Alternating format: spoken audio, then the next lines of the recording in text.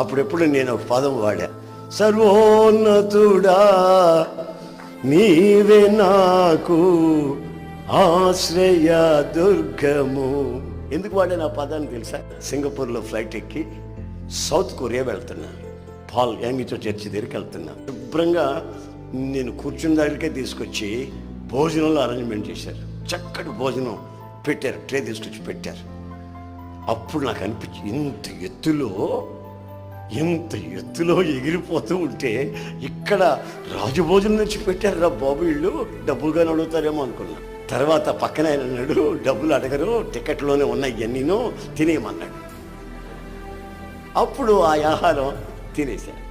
ఇక్కడ ఉంటేనే ఈ సంతోషం, ఈ ఆనందం అయితే మరి సర్వోన్నతుడు అని నీవు, నీ దగ్గర నేను ఉంటే అది ఎలా ఉంటుందని ఊహించి ఆ పదాన్ని అక్కడ ఉపయోగించడం జరిగింది.